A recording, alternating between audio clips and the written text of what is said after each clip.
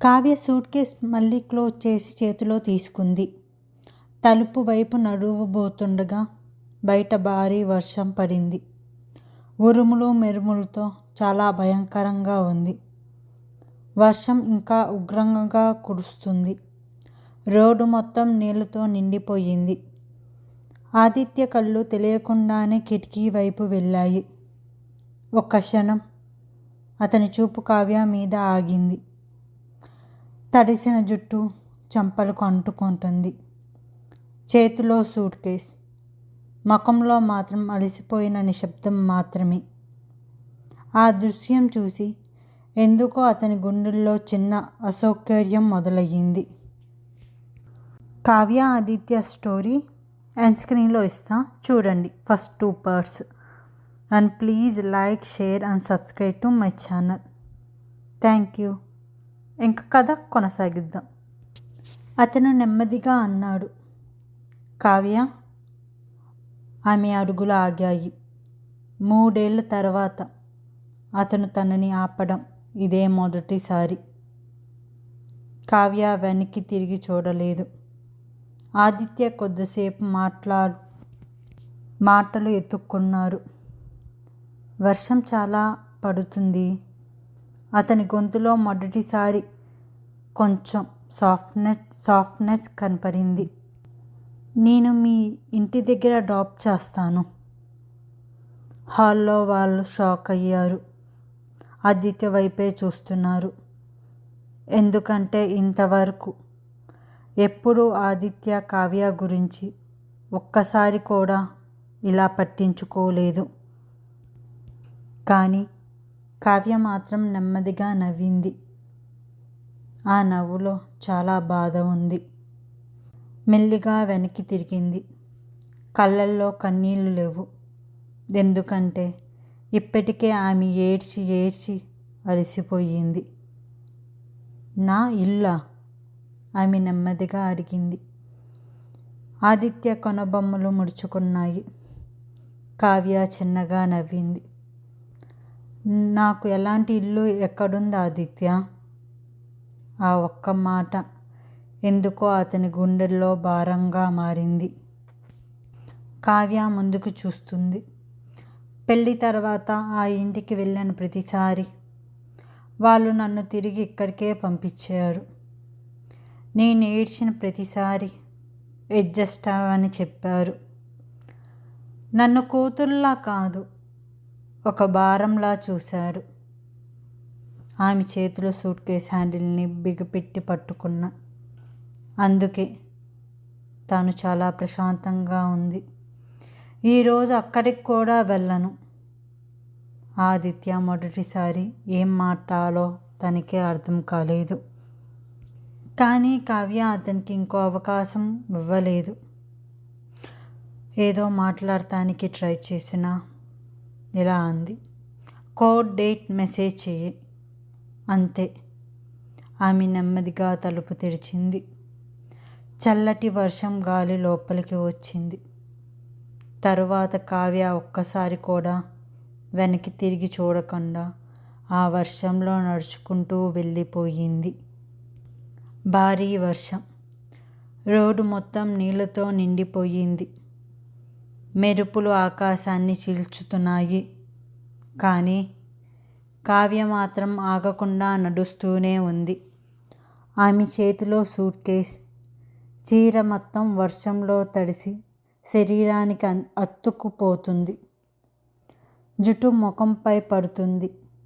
కానీ ఆమె కళ్ళల్లో మాత్రం ఎలాంటి భావం లేదు. బాధ లేదు, కోపం లేదు, చివరికి ఏడుపు కూడా లేదు. ఎందుకంటే ఇప్పటికే ఆమె లోపల ఉన్న ప్రతిదీ చనిపోయింది. వర్షం ఎంతో గట్టిగా పడుతుంది. ఆమె అడుగులు మాత్రం ఆగలేదు. ఎక్కడికి వెళ్తుందో కూడా ఆమెకి తెలియదు. కేవలం ఆ ఇంటి నుంచి దూరంగా వెళ్ళాలి అంతే. కొద్దిసేపటి తర్వాత ఒక పాత బస్ స్టాప్ దగ్గర ఆమె ఆగింది. అక్కడ ఎవరూ లేరు. నిశ్శబ్దం మాత్రమే అల్లుకుంది. చల్లటి గాలి గట్టిగా వీచుతుంది. కావ్య నెమ్మదిగా సూట్ కేస్ కింద పెట్టింది. చేతులు వణుకుతున్న బ్యాగ్ జిప్ తెరిచింది. లోపల ఉన్న ఫోన్ తీసుకుంది. ఫోన్ పూర్తిగా తడిసిపోయింది. ఆమె చేతులు అలాగే అది చూస్తూ వణికిపోయింది. స్క్రీన్ మీద నీళ్లు పడుతున్నాయి. తను కాంటాక్ట్స్ చూసి ఆగిపోయింది. ఎవరికి కాల్ చేయాలి?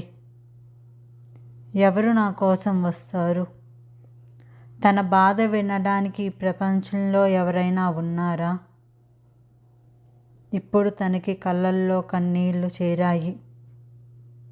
అప్పుడే ఒక పేరు కనిపించింది. జ్యోతి.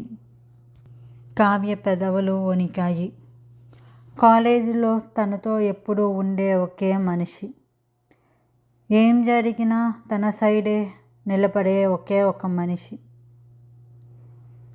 ఆ మాట గుర్తొచ్చింది. కావ్య చేతులు వణుకుతూ నంబర్ డయల్ చేసింది. ఫోన్ రింగ్ అయ్యింది. కొన్ని సెకండ్స్ కూడా ఆమెకి చాలా భారంగా అనిపించింది. తర్వాత కావ్య గుండె బలంగా కొట్టుకుంది. ఫోన్ లిఫ్ట్ అవ్వగానే. చెప్పవే, ఏం చేస్తున్నావు? జ్యోతి సాధారణంగా అడిగింది. కావ్య నోరు తెరిచింది, కానీ మాటలు బయటికి రాలేదు. ఆమె గొంతు మొత్తం ఏడుపుతో నిండిపోయింది. కొన్ని సెకండ్స్ సైలెన్స్. ఒసేయ్, జ్యోతి మళ్ళీ పిలిచింది. కావ్య, ఉన్నావా? కావ్య ఇంకా ఏమీ మాట్లాడలేదు. కేవలం వర్షం శబ్దం మాత్రమే వినిపిస్తుంది.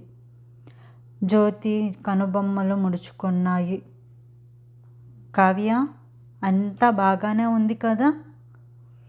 ఆ మాట విన్న క్షణం కావ్య ఒక్కసారిగా గట్టిగా ఏడ్చేసింది. ఆమె ఏడుపు విన్న జ్యోతి గుండె ఆగిపోయినట్లు పనయ్యింది. కావ్య అని ఆమె భయంగా అరిచింది. ఏమైంది? కానీ కావ్య ఏమీ మాట్లాడలేకపోయింది. ఆమె కేవలం ఏడుస్తూనే ఉంది. మూడేళ్లుగా గుండెల్లో దాచుకున్న బాధ అంతా ఆ రాత్రికి బయటికి వచ్చేసింది. జ్యోతి చేతులు కూడా వణికిపోయాయి. కావ్య, ప్లీజ్, ఆమె కంగారుగా అంది. ఎక్కడున్నావు నువ్వు? కొద్దిసేపటి తర్వాత కావ్య వణుకుతున్న గొంతుతో అడ్రస్ చెప్పింది. బస్ స్టాప్ దగ్గర. అక్కడే ఉండు జ్యోతి, వెంటనే వస్తా అంది. నేను వస్తున్నాను. కాల్ కట్ అయ్యింది. కావ్య ఫోన్ నెమ్మదిగా కింద పెట్టింది. చుట్టూ ఇంకా భారీ వర్షమే. కానీ 3 ఏళ్ల తర్వాత మొట్టమొదటిసారి ఎవరో ఒకరు తన కోసం వస్తున్నారనే భావన ఆమె గుండెల్లో కొంచెం వెచ్చదనాన్ని కలిగించింది. దాదాపు అరగంట తర్వాత ఒక కార్ వేగంగా బస్టాప్ దగ్గర ఆగింది. డోర్ తెరుచుకున్న జ్యోతి పరిగెత్తుకుంటూ బయటికి వచ్చింది. కావ్య! వర్షంలో పూర్తిగా తడిసిపోయి బెంచ్ మీద కూర్చున్న కావ్యాని చూసిన క్షణం జ్యోతి గుండె ముక్కలయ్యింది. కావ్య ముఖం చాలా పేల్గా మారిపోయింది. పెదవులు వణుకుతున్నాయి. కానీ కళ్ళల్లో మాత్రం ప్రాణం లేనట్టు ఉంది. జ్యోతి వెంటనే తన దగ్గరికి వెళ్ళి గట్టిగా హగ్ చేసుకుంది. ఏమైందిరా నీకు అని ఆమె గొంతు వణికింది. ఆ ఒక్క హగ్ చాలు. 3 ఏళ్ళు ఆపుకున్న బాధ మొత్తం బయటికి వచ్చేసింది. కావ్య గుండె పగిలిపోయేటట్లుగా గట్టిగా ఏడ్చింది. జ్యోతి, జ్యోతి అంటూ చిన్నపిల్లలా ఏడుస్తుంది. జ్యోతి కూడా కన్నీళ్ళు ఆపుకోలేకపోయింది.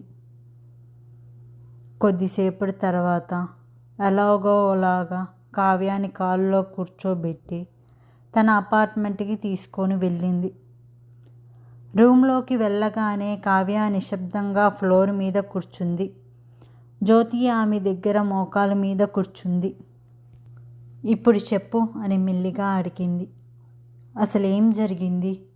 ఇలా ఎందుకు బయట కూర్చున్నావు? కావ్య కళ్ళల్లో మళ్ళీ కన్నీళ్లు చేరాయి.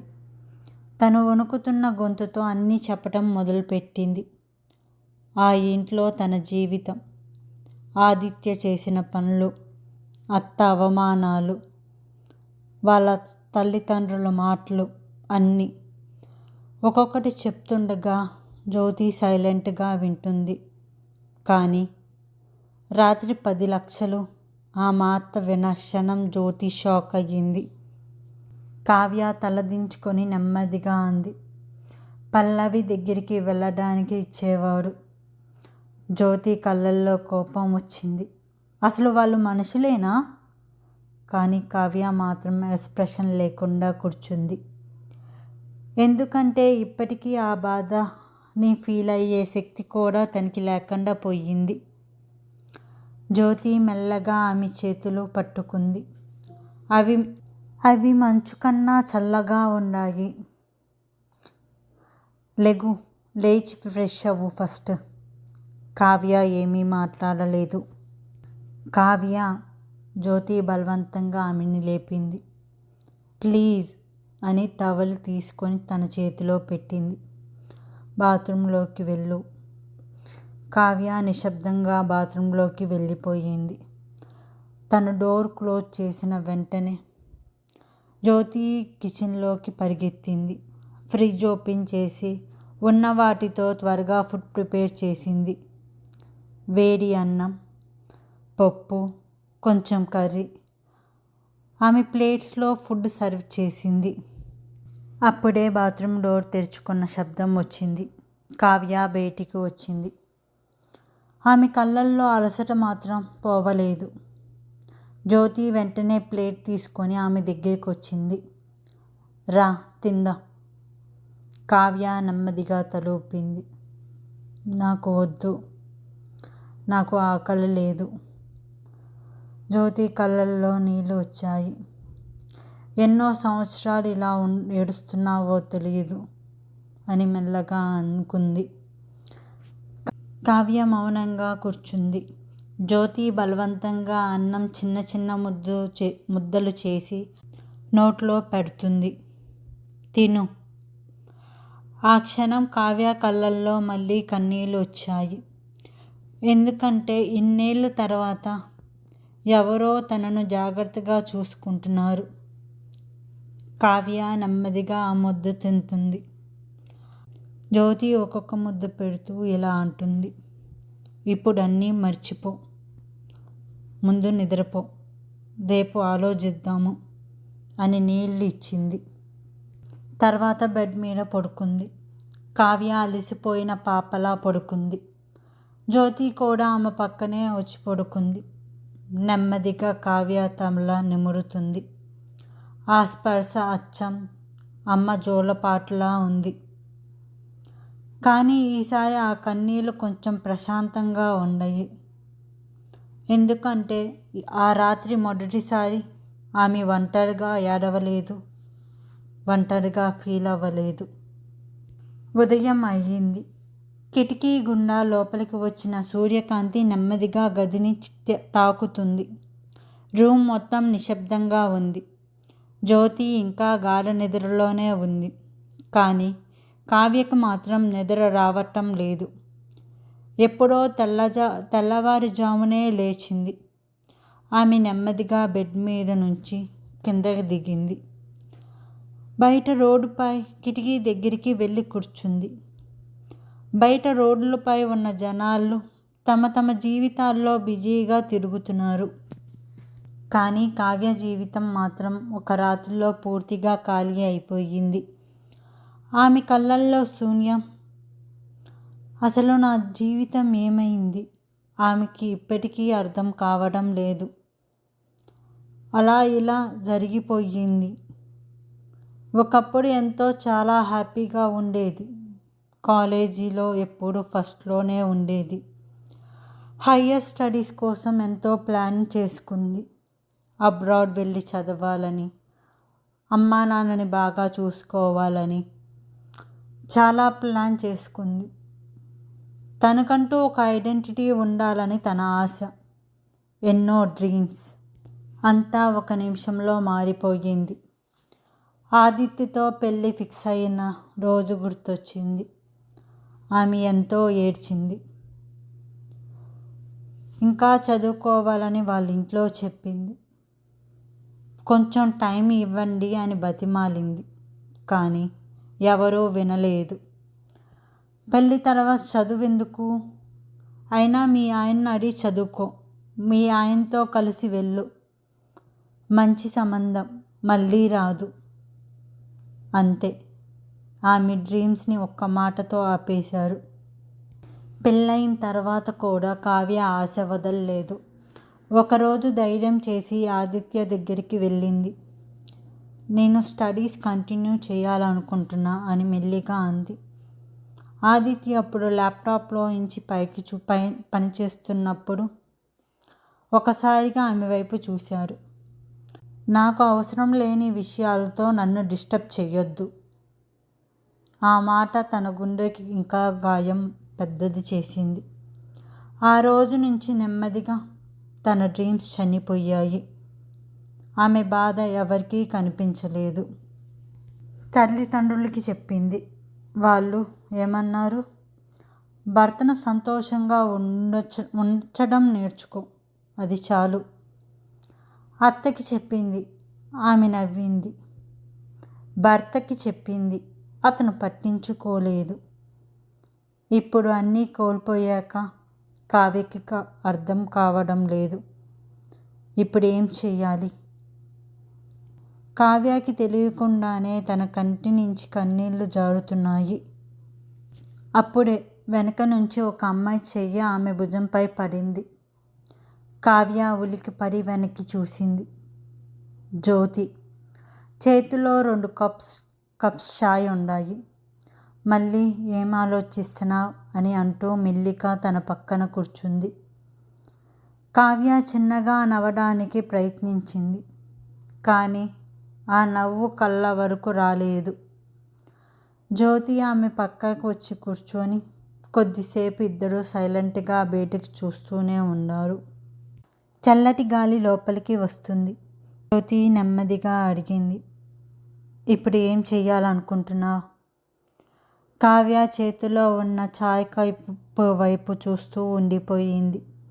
ఆ ప్రశ్నకి సమాధానం తన దగ్గర లేదు.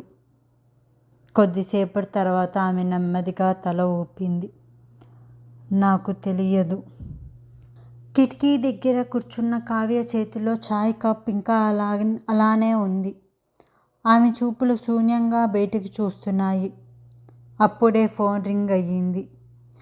కావ్య ఉలికిపడి ఫోన్ వైపు చూసింది. స్క్రీన్ మీద ఒక పేరు మెరిసింది. ఆదిత్య. ఆ పేరు చూసిన క్షణం ఆమె గుండె మళ్ళీ బరువెక్కింది. జ్యోతి వెంటనే ఫోన్ తీసుకుంది. స్పీకర్లో పెట్టు అంది. కావ్య సైలెంట్గా తలూపింది. కాల్ లిఫ్ట్ చేసింది. కావ్య. ఆదిత్య గొంతు వినిపించింది. ఆ ఒక్క వాయిస్ విన్నాక కూడా కావ్య గుండె ఇంకా నొప్పిగా కొట్టుకుంటుంది. ఈరోజు మార్నింగ్ కోర్టుకి రావాలి. అతను డైరెక్ట్గా విషయంలోకి వచ్చేశాడు. లాయర్తో మాట్లాడాను. త్వరగా వస్తే త్వరగా సైన్ అయిపోయిద్ది. అంతే. కావ్య ఫోన్ వైపు బ్లాంక్గా చూస్తుంది. నిన్న రాత్రి భారీ వర్షంలో తాను ఎక్కడికి వెళ్ళిందో, సేఫ్గా ఉందో లేదో, తిందో లేదో ఆ ఒక్క మాట కూడా అడగలేదు. నువ్వెక్కడున్నావని కూడా కాదు, బాగున్నావా లేదా. అతనికి ఇప్పుడు కావాల్సింది ఒకటే, తన సిగ్నేచర్. అది ఆలోచించగానే కావ్యకి తన మీద తనకే అసహ్యం వేసింది. ఇలాంటి మనిషినా నేను ప్రేమించింది? కావ్య అని మళ్ళీ ఆదిత్య పిలిచాడు. ఆమె పెదాలు కదిలాయి. హా, ఓకే అతను ప్రశాంతంగా అన్నాడు. త్వరగా రా అని కాల్ కట్ చేశారు. గదిలో సైలెన్స్. తర్వాత ఒక్కసారిగా జ్యోతి కోపంతో అరిచింది. అసలు వీడు మనిషేనా? నిన్న రాత్రి ఎక్కడున్నావో కూడా అడగలేదు. నువ్వు ఉన్నావో లేవో అని కూడా పట్టదేమో. కానీ కేవ్య మాత్రం సైలెంట్గా ఉంది. ఎందుకంటే ఇప్పటికే ఆమె గుండె పూర్తిగా అలసిపోయింది. కొద్దిసేపు తర్వాత జ్యోతి కావ్యాన్ని రెడీ చేసింది. సింపుల్ వైట్ చుడిదార్ ఇచ్చింది. అది వేసుకుంది కావ్య. కళ్ళల్లో మాత్రం నిద్రలేని రాత్రి గుర్తులు స్పష్టంగా కనిపిస్తున్నాయి. కానీ తన కళ్ళు మాత్రం చాలా ప్రశాంతంగా ఉంది. ఆ ప్రశాంతత అన్నీ కోల్పోయిన మనిషి నిశ్శబ్దంలా అనిపిస్తున్నాయి. కొన్ని గంటల తర్వాత వాళ్ళు కోర్టుకి చేరుకున్నారు. కోర్ట్ బయట ఆల్రెడీ ఆదిత్య, అతని తల్లిదండ్రులు, ఇంకా పల్లవి కూడా వచ్చింది. పల్లవి చూసిన క్షణం కావ్య గుండె మళ్ళీ బలంగా నొప్పి వచ్చింది. ఆదిత్య ఆమె చేతిని గట్టిగా పట్టుకొని నిలబడ్డారు. అదే మనిషి. 3 ఏళ్ళు ఒక్కసారి కూడా తన చేయి పట్టుకోలేదు. కానీ ఇప్పుడు ఇంకో అమ్మాయి చేతిని వదలకుండా పట్టుకున్నాడు.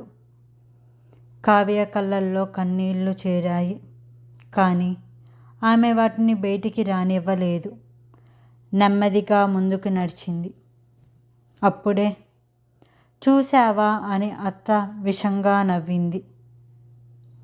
కోడలంటే పల్లవిలా ఉండాలి. వినయము, అందము, ఓర్పు. ఆమె కావ్యాన్ని పైనుంచి కిందకి చూసింది. కొంతమందిలా కాదు. ఆ మాట విన్న వెంటనే జ్యోతికి గట్టిగా కోపం వచ్చింది. ఆపు! అందరూ ఒకసారిగా ఆమె వైపు చూశారు. జ్యోతి ముందుకు వచ్చి కోపంగా, అత్త అంటే కనీసం మనిషిలా ఉండాలి. నీ హస్బెండ్ ఇంకో అమ్మాయితో తిరిగేటప్పుడు నీకు తెలుస్తుంది. ముందు నీ కొడుకును సరిగ్గా పెంచడం నేర్చుకో.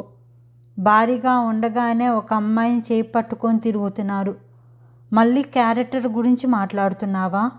మూసుకోండి అని గట్టిగా అరిచింది. ఆ మాటలకు వాళ్ళకి బాగా కోపం వచ్చింది.